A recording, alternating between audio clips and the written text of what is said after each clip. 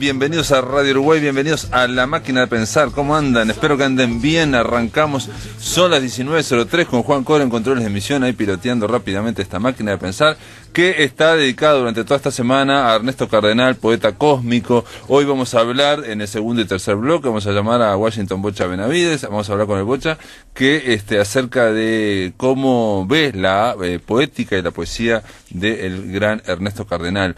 Pero vamos a arrancar hablando de otra cosa, vamos a hablar de música y vamos a hablar de cine con Álvaro Loureiro. ¿Cómo andás, Álvaro? Bueno, encantado de estar nuevamente por estos pagos. ¿Cómo le va? El año pasado con tu columna, la quinta columna de Álvaro Loureiro, la empezaste, me acuerdo, y hablamos muy brevemente en torno a la comedia musical. Sí, y yo te dije inmediatamente, no, pero es un género que está un poco extinguido, que no se da mucho, no sé. Y vos dijiste, vas a ver que vas a ver que no. Y bueno, lo invitamos porque fue profético, digamos. Que no tiene por qué extinguirse porque tiene características propias. Fíjate que yo que soy fanático de ese género, o sea, soy fanático del espectáculo en general, pero de la comedia musical siempre lo he sido, me parece que siempre propone un desafío a la imaginación. Entonces, contar una historia que se desarrolla, digamos, por situaciones que se reflejan a través de palabras y situaciones y todo lo demás, pero que también hace que los que están llevando adelante la historia de pronto canten y de pronto bailen y eso te suene natural porque te aporta datos a la historia. Eso es muy lindo, es todo un desafío. Es muy difícil de hacer. Es difícil, por supuesto, es muy difícil porque, y a veces no se hace bien. Es artificioso, pero claro, en realidad toda la ficción que vemos en una película es artificiosa. Al espectador le exige un pequeño esfuerzo, es pero como una ficción dentro de la ficción. Te diré que cuando funciona, suponete que uno de los personajes está hablando y de repente hace unas piruetas y se pone a bailar y de repente canta, y vos a veces, si eso está bien hecho, te das cuenta al rato porque lo tomás como desarrollo de la historia. Claro. Ni siquiera está diciendo, ya se pusieron a cantar. No, aparte te da otra información a otros niveles de música y obviamente el cuerpo expresa de otra forma. Y te recrea, yo creo que es lindo para la imaginación. Yo no sé, siempre lo vi por el lado de la imaginación. Me resultó eso, siempre que el cine musical, el de la comedia musical, desafiaba mi imaginación. Eso me gustó. Y ahora recién me doy cuenta, viniste con una camiseta de Chicago, ¿no? La gran comedia musical, que realmente fue un drama musical, comedia musical, claro, que fue extraordinaria. La palabra comedia hay que tomarla en el sentido clásico de obra, ¿no? Entonces, si no tiene por qué ser risueña. Exacto, no tiene por qué ser risueña, puede ser dramática. Chicago es muy seria, nace una estrella de Judy Garland, era seria, fuerte, y All That Jazz casi también. Trágica, All That Jazz. Y también te diré que La La Land es seria en muchos aspectos. Sí, bueno, La La Land, la idea es invitarlo porque realmente Álvaro es un especialista. Es una película musical, romántica, estadounidense del 2016 y arrasó en los Globos de Oro, que son la antesala del Oscar. Fue nominada y ganó las 7 categorías en las que estaba nominada. Ganó como mejor película. Globo de Oro son los críticos de cine, ¿no? Mejor película, comedia o musical, director, actor, Ryan Gosling, actriz Emma Stone, guión, banda sonora y canción original. Se convirtió en la película más premiada de toda la historia de los premios de Globo de Oro y ahora ha sido nominada a 14 Oscars. Vamos a ver qué pasa. Digamos, lo sacará o no lo sacará, no importa, pero digamos, creo que hace méritos. Porque ya te digo de esas historias y decías que es una historia romántica. Por un lado es romántica, pero por otro lado también cala bastante hondo en el sentido de lo que tenemos cada uno de nosotros como vocación, las cosas que queremos hacer en la vida, que a veces podemos hacer, los sueños vocacionales, que a veces podemos lograr y otras veces no.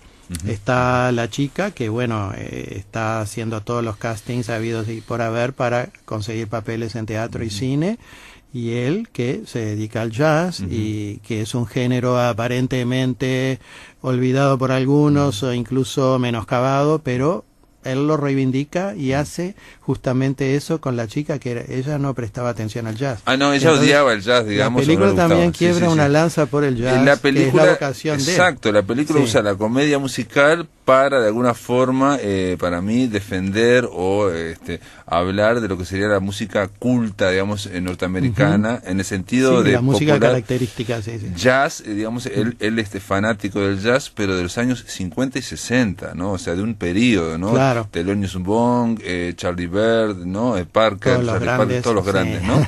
Entonces él dice que esa época sí, esa es la onda de él. Ha perdido público y se va a morir y él quiere rescatarla, digamos. Y entonces está todo eso por ese lado, que él se juega en todo sentido por eso, y ella también para conseguir lo que quiere en lo que puede ser su carrera, ¿no? Entonces la película también te está diciendo que sí, muchas veces conseguimos lo que queremos, pero también pagando algunos precios. Entonces por ahí está la historia de amor que también nos llega, porque todos hemos estado en cosas por el estilo.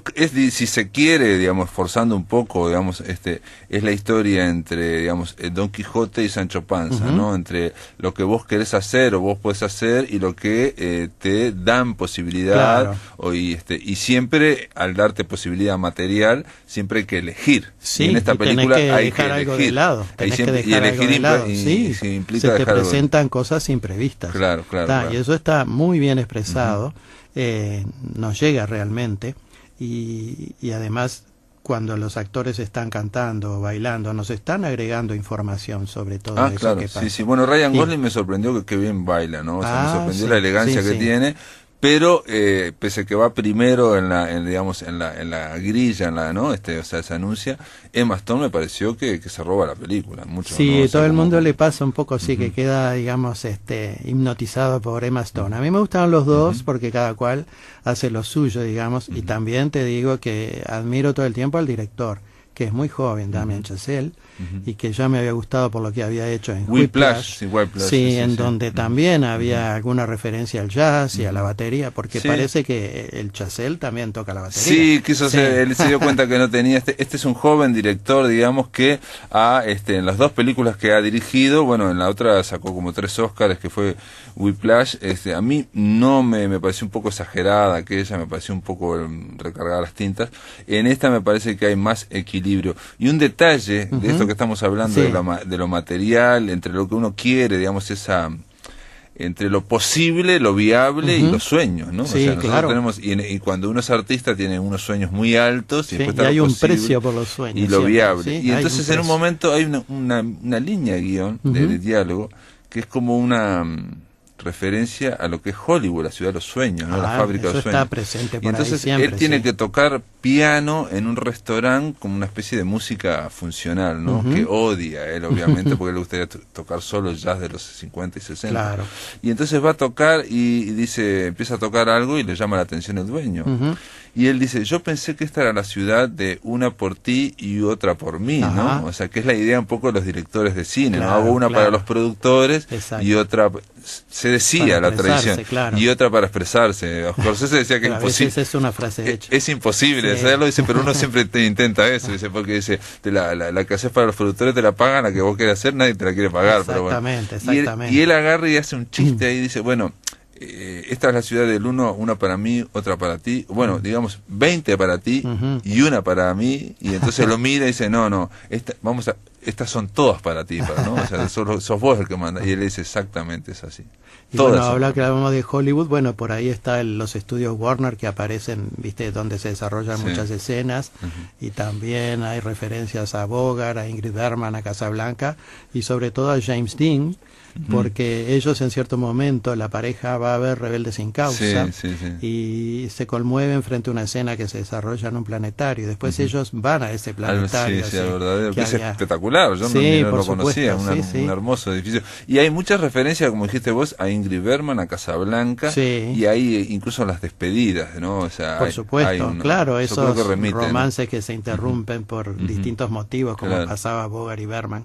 No, y otra cosa que también siempre hago hincapié es toda la secuencia final, digamos que no vamos a decir cómo la resuelve el director, pero es muy ingeniosa, toda una secuencia en que pasan cosas y que uno dice, pero ¿cómo es esto? ¿Qué lógica tiene? ¿Y ahora cómo se va a solucionar? Claro. Y está muy bien, y eso nos agrega cosas también de los personajes. Sí. Eso es muy ingenioso.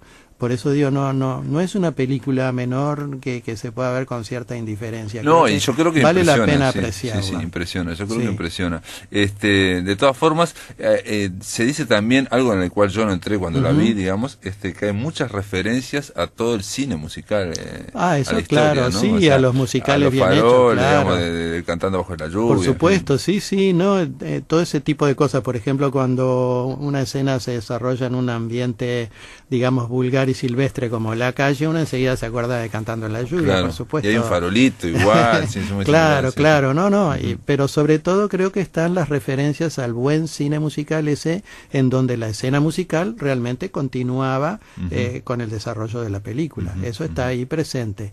Y también yo te diría que para mí tiene referencias a Nace una estrella también, esa historia de Judy Garland que se convertía en actriz mientras su compañero, que era un actor famoso, decaía. Entonces, a ese tipo de cosas que sucede en Hollywood. Sí, que digamos, la base, lo que pasa es que yo sí digo esta palabra, a veces no es muy bien vista, que es la palabra melodrama, la base del melodrama. No es ninguna mala palabra. Bueno, pero hay mucha gente género también. Es que la gente cree que melodrama es meloso, y en realidad el melodrama consiste en que los dos protagonistas, cuando alcanzan lo que quieren, no pueden estar juntos. Claro, en el caso de Nace una estrella era claramente eso, ella quería una cosa y él, digamos... Y él ya había pasado esa cosa y era bravo que sus momentos coincidieran. Pero melodrama simplemente acentúa que en la vida hay momentos bravos, fuertes. Entonces, eso es lo que muestra un melodrama, momentos fuertes, y bueno, a veces capaz que eso no se expresa como debería ser, pero es un señor género también. Sí, en su momento, claro, no, en su momento bueno, George Stevens, ¿no? Era el director de los Luchino Visconti, sí. en Rocco y sus hermanos, hacen melodrama fuerte, y sin embargo está muy bien. Y en general los melodramas son una encrucijada donde no hay una decisión buena, o sea, te muestra la vida en blanco y no hay en blanco y negro, digamos.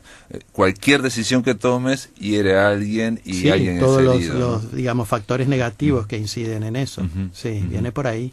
Pero no es para desdeñar el melodrama, en la vida siempre hay momentos melodramáticos. Sin duda. Entonces está bien que el cine y el melodrama, arte lo expresen. El verdadero melodrama combina, digamos, lo positivo y lo negativo de una forma que no se puede separar después.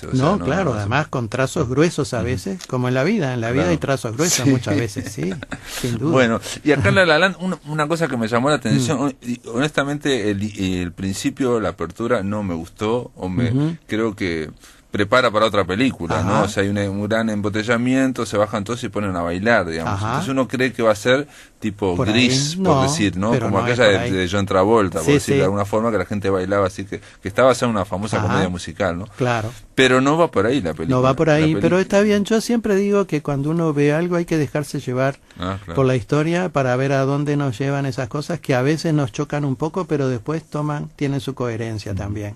Y yo creo que esa escena también da una visión de gente joven, y por ahí se ven algunos, entonces es un lugar donde la gente joven está y está tratando de hacer cosas, entonces exacto, yo la vi como cosa coral, como que hay 8 millones de historias en la ciudad de Nueva York, bueno, acá hay 8 millones de historias en Los Ángeles, ¿no? Digamos, y después todos quieren ser actores, se va justo a los que la trama, digamos, interesa especialmente, pero yo no sé, yo me dejé llevar por esa escena y no me molestó, no sé. A mí me pareció que se insertó bien en si iba a ser de eso, claro. no sé si me va a gustar tanto. Y otra cosa que me llamó la atención y que eso sí me hizo acordar a Gris, son los colores que emplea. La paleta de colores son todos muy básicos, muy primarios. Sí, usa mucho los rojos y los negros y los azules, con toques de pintor a veces. Con toques de pintor y como si fuera toda una pátina de ficción, ¿no? O sea, ahora lo que estabas hablando de ese principio que es tan colectivo, creo que esa cosa colectiva después nos lleva a una historia más íntima. Claro. Y me pareció bien eso, por ese lado la agarré. Es totalmente íntima y absolutamente, y son estos dos protagonistas que en lo que es la ciudad de los sueños, o la fábrica de sueños, ellos están en la periferia de la periferia, ¿no? Claro, O sea, claro. una es camarera y el otro no tiene absolutamente nada, No, hace digamos, changas. con su, exactamente, Sí. con su piano, no puede Claro. hacer nada, ¿no? Y todos persiguen un sueño, Claro. que en este caso es un sueño artístico, Como ¿no? todo el Digamos. mundo, a veces no nos enteramos de los sueños de los demás, pero Claro. cada cual lo lleva adelante como puede, pero creo que todo el mundo tiene alguno que a veces lo logra y otras veces no, a veces no logra siquiera ni verlo demasiado bien como para ponerlo en funcionamiento, pero creo que sueños tenemos todos, es lo que... por lo Y que Álvaro, respiramos. y comparándola, por ejemplo, con Chicago, ya que trajiste Ajá, la camiseta, a mí sí. me pareció que era una gran película Chicago, Por ¿no? supuesto. Aunque Sí, sí, Richard sí. Gere o Richard Gere no es muy no es muy bueno cantando, digamos. No, es muy bueno. pero fue excelente. está bien, sí, porque Catherine además... Zeta-Jones y Renée Zellweger. En la comedia muy musical bueno. no tiene por qué ser todo el mundo ni Caruso, ni Pavarotti, Ajá. ni nada por el estilo. Simplemente se tiene que expresar, Ujú. tienen que cantar, tienen que bailar. Hay cosas que las hacen mejor que otros, pero creo que viene por ahí, porque eso también le da naturalidad. Yo no exijo que todos sean grandes cantantes. Si nos ponemos a pensar, de pronto, Gene Kelly es un maravilloso bailarín y un cantante... Sí, discreto, digamos, discreto, Sí, discreto. pero con mucho gusto para eso. Sí, Entonces, sí. viene por ahí. Entonces, ¿por qué me decías esto? Ahora No, me- yo te decía lo de Chicago pensando que claro. es una gran película y quería comparar, las comparaciones son odiosas con La La Land, porque ha tenido Claro. un gran éxito en cuanto a premios y todo. Claro, Y a mí me el parecía asunto que de la Chicago... me parecía que era superior, me parece. Sí, bueno, eso a veces es cuestión de gusto. gustos también. Chicago es una historia más general también, Ah, sí. más fuerte, más definida, Ujú. y esta es más íntima. Como decía vos, tiene su toque romántico también. Entonces, eso Es más depende... existencial, esta es más Sí, y existencial. depende también del momento en que uno la ve y lo que nos También, llega, ¿no? y Sí. usan los dos un recurso que está muy bien, que es el tema de que las personas están de repente en un restaurante y se bajan las luces simplemente Ajá. y ahí pasan a otro plano. Claro. Y en Chicago también se usaba medio exageradamente, Eso también pero, sucede, pero claro. entonces con una cuestión no de grandes efectos especiales, sino simplemente de luces. No, de lograr de Cambiaba. repente un momento especial, de Exacto. lograr un cambio, de expresar algo así. Pero no sé, como todo, como cuando uno lee un libro, a veces uno está más predispuesto Ah, sí. a un tipo de libro que a otro, y después más adelante lo vuelve a leer y le llega de otra manera. Eso sucede, no sé. Sí, sin duda, sin duda. Es sin parte duda, de todo, sin yo duda. qué sé. Y en la comedia musical pasa también. Si vemos aquella deliciosa Siete novias para siete hermanos, era todo como un juego, y sin embargo todo funcionaba, no había nada especialmente trascendente, Era como un baile, ¿no? pero Un era gran baile, sí. un encanto de película. Esta película ha tenido un gran éxito para terminar, de público, ha recaudado $300 millones y el presupuesto de producción fue solo de $30 millones, o sea, la mitad de lo que cuesta o la tercera parte de lo que cuesta Sí. una película en las majors de Hollywood. Pero ¿no? sucede que a veces no se recupera o se va justito a... En digamos, este caso fue una explosión. sí, a veces sucede. Bueno, todas estas cosas en el espectáculo son como una ruleta, ¿no? Uno Exacto. apuesta y nunca se saben los resultados. Bueno, pero entonces Sí. la recomienda usted a esta película. Sí, la verdad que sí, como digamos como fanático del género, un género que me gusta prácticamente desde que nací, me gusta mucho, con él me identifico, la recomiendo sinceramente. Sí. Muy bien, La La Land está recomendada por Álvaro Lobrero. Gracias, Álvaro, por estar acá en La Máquina Encantado de Pensar, estar ¿no? aquí, me siento en mi casa. Muchas gracias. En el aire de Radio Uruguay, La Máquina de Pensar.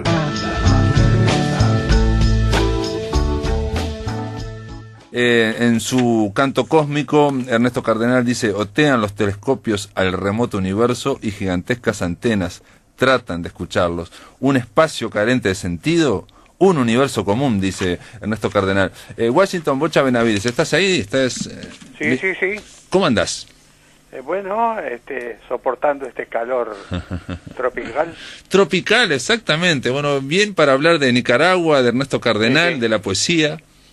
Si tú me lo permites, Sí. voy a iniciar recordándole a los amigos que Ernesto Cardenal nació en Granada, Nicaragua, en 1925, y es un formidable poeta revolucionario y sacerdote católico, que se inicia de una manera muy distinta. Es como la barra de los otros que conformaron el grupo de los 40 de la poesía nicaragüense, Ujú. con Rivas y otros. Era uno de estos muchachos que gustaba salir en su Cadillac o un Cadillac prestado para darse disque con las muchachas, ¿no? De pronto hay un gran cambio en él, y empieza a luchar contra la dictadura primero somocista, y trata de fundar una comunidad en la isla de Solentiname, una comunidad que de alguna manera presentara una versión de lo que él pretendía de la sociedad. Y un incesante creador. Fue también ministro de Cultura, pero por muy breve tiempo, y después los hechos darían la razón de por qué tanta brevedad, ¿no? Pero fue ministro de Cultura. Sí, en el gobierno sandinista, durante el gobierno sandinista, durante el gobierno... cargo que desempeñó hasta el 88. Exactamente. Él siguió escribiendo una poesía formidable, con una notoria influencia de quien fue su maestro cuando él fue cisterciense en Thomas Merton, el gran poeta cisterciense Thomas Merton, y Ezra Pound. Es Ezra Pound al que ningún gran de los poetas de nuestro tiempo puede escaparse. Sí, yo sí, sí.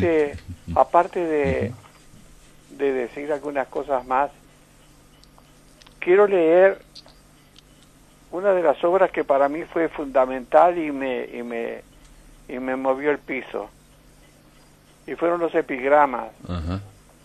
Esos maravillosos epigramas de los cuales a los amigos les voy a recordar.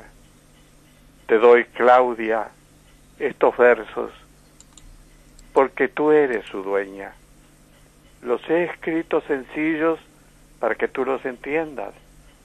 Son para ti solamente, pero si a ti no te interesan, un día se divulgarán tal vez por toda Hispamérica, y si el amor que los dictó tú también lo desprecias, otras soñando con este amor que no fue para ellas, y tal vez verás, Claudia, que estos poemas escritos para conquistarte a ti despiertan en otras parejas enamoradas que los que lean los versos y los besos que te di. No despertó al poeta. Al perderte yo a ti, y tú y yo hemos perdido. No porque tú eras lo que yo más amaba, y tú porque yo era el que te amaba más. Pero de nosotros dos, tú pierdes más que yo, porque yo podría amar a otras como te amaba a ti, pero a ti no te amarán como te amaba yo. Muchachas que algún día leáis emocionados estos versos y soñéis con un poeta, saber que yo los hice para una como vosotras y que fue en vano. Como latas de cerveza vacías. Como latas de cerveza vacías y colillas de cigarrillos apagados han sido mis días. Como figuras que pasan por una pantalla de televisión y desaparecen, así ha pasado mi vida. Como los automóviles que pasaban rápidos por las carreteras con risas de muchachas y música de radios, y la belleza pasó rápida, como el modelo de los autos y las canciones de las radios que pasaron de moda, y no ha quedado nada de aquellos días, nada más que latas vacías y colillas apagadas, como en fotos marchitas, boletos rotos y el serrín con que al amanecer barrieron los bares. Estos, además, epigramas fueron seleccionados por Héctor Llanover para su magnífica selección de la mejor poesía del mundo que sacó Saiz Barral. Y yo tuve el privilegio y tengo el privilegio de ser amigo de Cardenal. Y es más, Cardenal me instó a que yo escribiera una línea de poemas que probablemente se concretaran en el misal y la misa, ¿no? El mirlo y la misa. El mirlo y la misa. El mirlo y la misa. Libro que me lo elogió y que para mí lo guardo como un privilegio único. Que Daniel Ortega se dé vuelta, esos son aquellas cosas que ya se han dicho, que el poder incontrolado empudrece todo. Sí, la falta de límite, claro. ¿Eh? Sí, la falta de límite, cuando hay la falta de límite, sí. Y cuando sobre todo políticamente solamente se quiere mantenerse en el poder, no se va perdiendo el proyecto, mantenerse, ¿no? De cualquier manera. Ahora, el Cántico Cósmico es un poema que hay que leerlo muchas veces, porque es un intento realmente, yo lo vi así, de un nuevo Génesis, o de una variante del Génesis de las Sagradas Escrituras, escrito por un poeta excepcional, un hombre realmente estupendo, y que va a tener que pasar las de Caín por ser como es. Y te pregunto sobre canto cósmico, ya que estábamos hablando ahora, en esa hay como una especie de vitalismo también, ¿no hay algo de Walt Whitman en eso? Pero claro, claro está. ¿Tú recuerdas aquel breve poemita de Ezra Pound donde dice pacto o tregua y dice, bueno, Walt,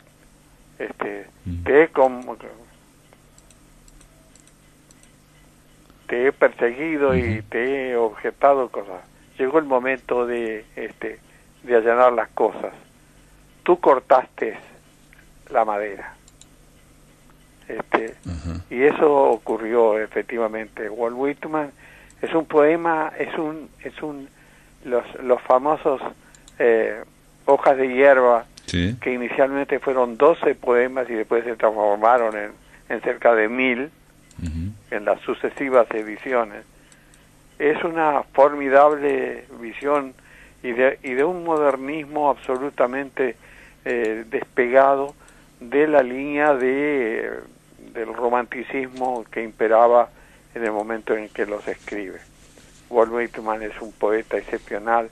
El Canto a mí mismo sigue siendo una de las maravillas de la poesía del mundo. Y bueno, y Whitman en Pound, y Pound en Cardenal, y Cardenal en mí, y yo de pronto en algunos poetas admirables como Cavallo y otros más a los que mucho admiro. O Elder Silva, por ejemplo, me lo citaba. Claro que sí. Me lo citaba mucho siempre Elder Silva, por supuesto. A los epigramas, que eso que acabas de leer. Que espero que termine su mejoría. Le mandamos un saludo desde acá. Yo quería leerte un segundo algo del canto cósmico, simplemente por esta noticia de la NASA. Y es bueno, muy... pues, pero por eso yo por eso lo de alguna manera lo aproximo al Génesis. Claro. Es decir, a las Sagradas Escrituras. Es una nueva versión del Génesis en muchos aspectos y con una altísima poesía. Sí, es muy ambicioso, ¿no? Muy ambicioso. Y bueno, ahí incluye no solamente las metagalaxias y las galaxias, pero fíjate que los todo. grandes poetas son ambiciosos. Claro. Sí. Fíjate que Dante Alighieri escribe la comedia, que mucho tiempo después Boccaccio le agregó la divina, porque le pareció una obra divina, pero era la comedia. Era la comedia, claro. Y según el admirable juicio de Jorge Luis Borges, ¿qué les parece, dijo Borges, si este hombre hubiera escrito un poema, la comedia, que prácticamente concentra todo lo esencial de la Edad Media solamente para reencontrarse en el más allá con la mujer que amó y que lo va a denostar. Esa es una cosa, sí, que aparte que la vio solamente, ¿no? Beatriz, y quedó increíble. Exactamente. Y bueno, y canto a mí mismo, lo primero que se le ocurre al sonso que lee el título dice, este es un ególatra, canto a mí mismo, canto al hombre, claro. Canto al hombre genérico.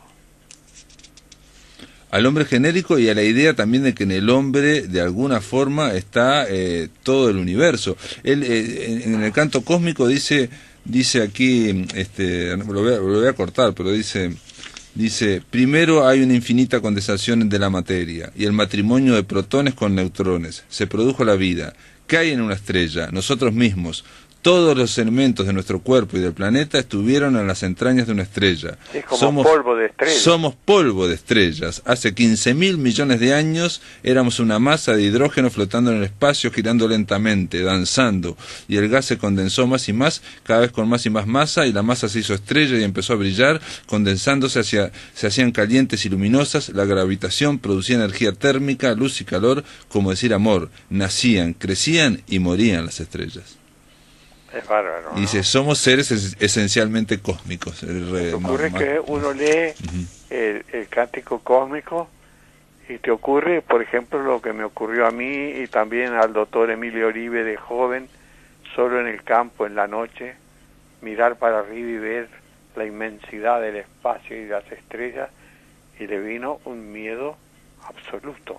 Mirá, le vino un vértigo, mirá, como un miedo. Le vino un miedo absoluto, y a mí también.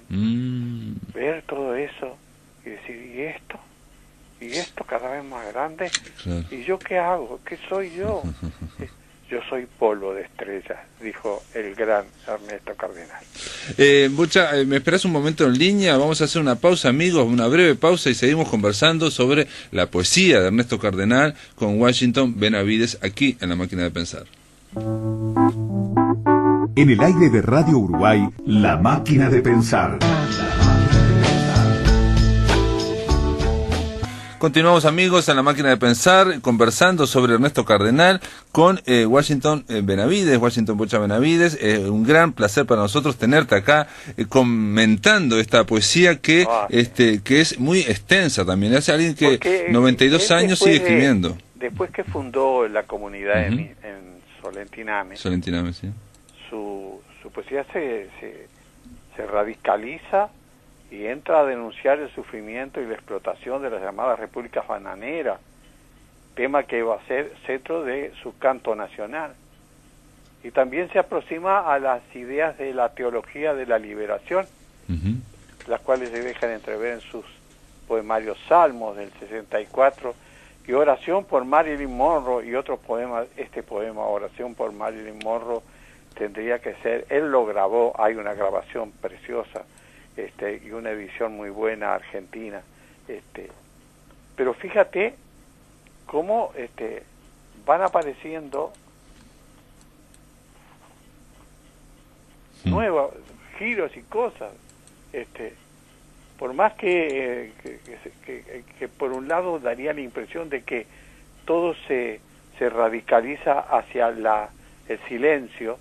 Por algo se va a ir a un colegio cisterciense, donde conoce a Merton, pero luego del posgrado en la Universidad de Columbia en Nueva York, discípulo de Coronel Urtecho, uno de los grandes poetas de la generación del 40, con Ernesto Mejía Sánchez y Carlos Martínez Rivas, viaja por Europa y regresa a Nicaragua y empieza entonces a escribir sus hermosos poemas, que podríamos decir poemas históricos, y traduce a la poesía norteamericana. Hay una hermosa antología hecha por Eddie Coronel Urtecho.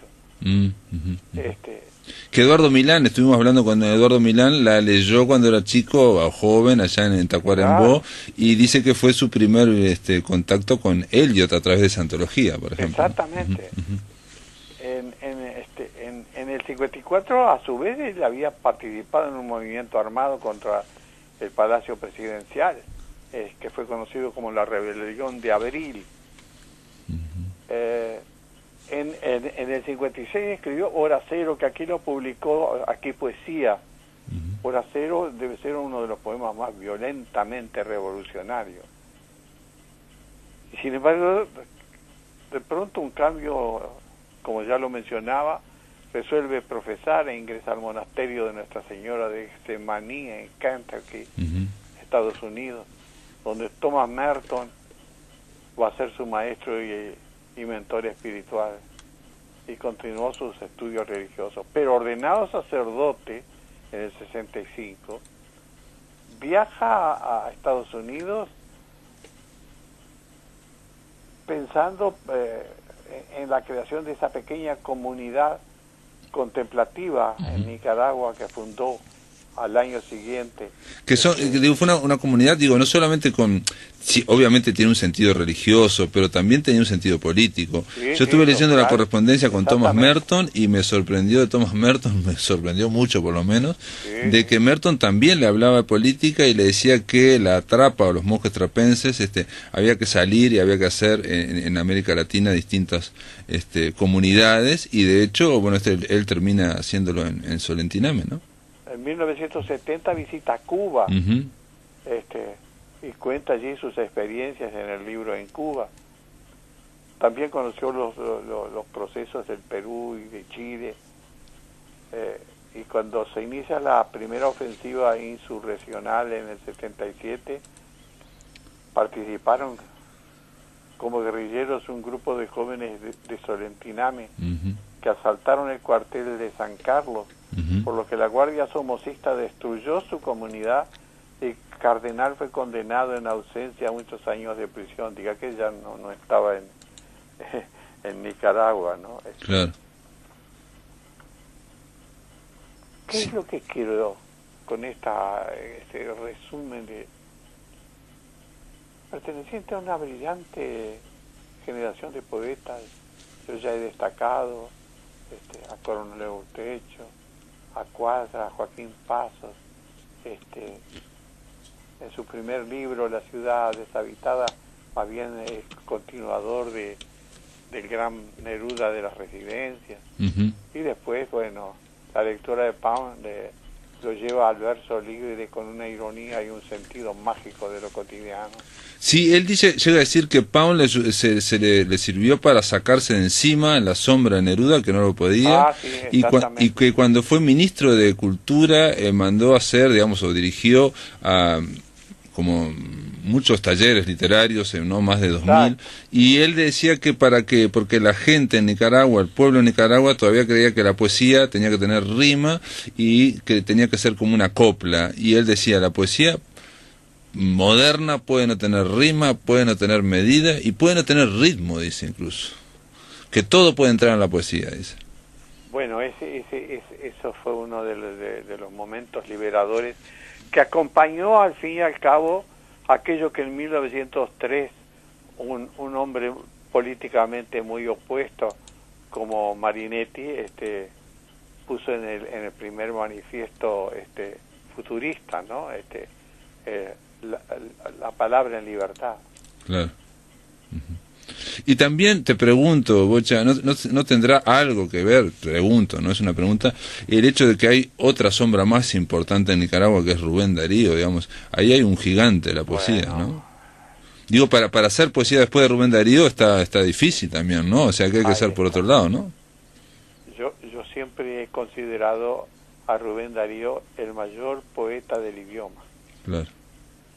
Y las cosas que él hizo, porque muchas veces gente que en el liceo, bueno, prosas profanas, cosas por el estilo, nos dan la idea de lo que vino después, cuando él, gracias a nuestro queridísimo e inolvidable José Enrique Rodó, que escribe una crítica maravillosa sobre Darío, le abre el camino contra la nordomanía, y ahí aparece el discurso Ariel y los magníficos poemas contra Norteamérica y su afán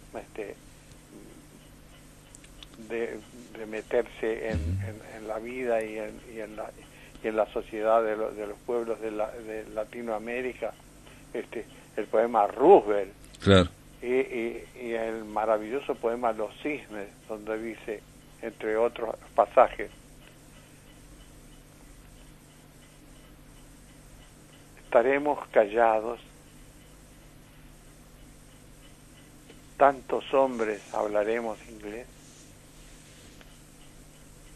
Ya estaba planteando en 1905 lo que después hemos tenido que soportar y vivir. Así que Rubén Darío, por supuesto, es el gran nombre de la poesía de nuestro idioma. Y contradictorio y admirable cisterciense y revolucionario, Ernesto Cardenal, es y seguirá siendo un modelo y un gran poeta. De alguna forma es una parte de las líneas, es la liberación, digamos, por lo menos para él también, ¿no? Porque lo protagoniza de la poesía, ¿no? En cuanto a liberarse, digamos, de esa medida, y él mete, por ejemplo, mucha información.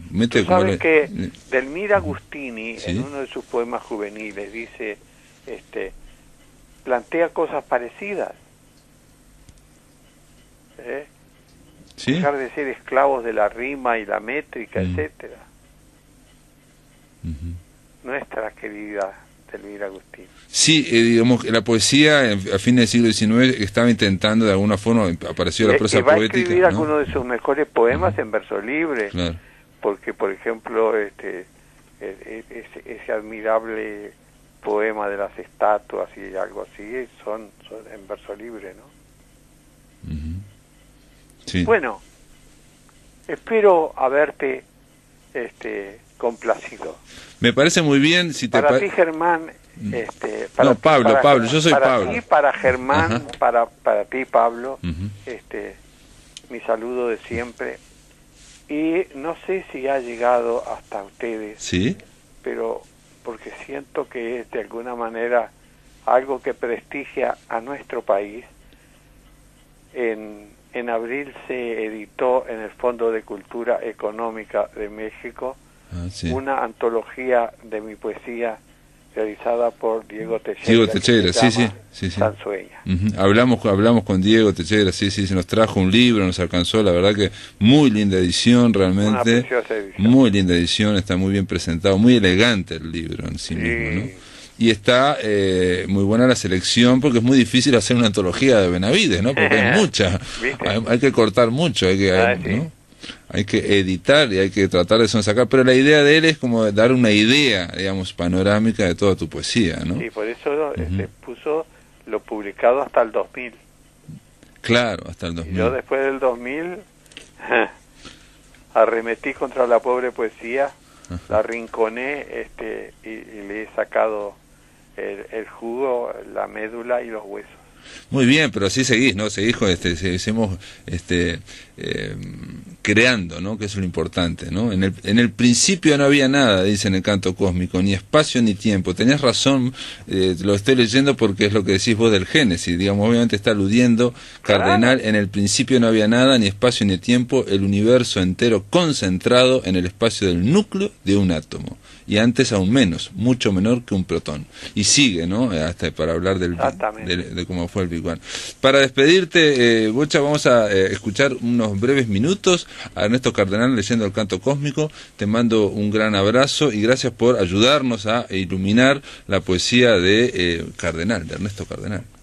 Bueno, yo te agradezco el espacio y adelante. Aquel viejo reloj de la Merced a medias iluminado que señalaba las 8, la hora de la visita a ella, y hora en que la vieja María Cabezas al fondo de la casa, en su vieja butaca, empezaba su primer rosario.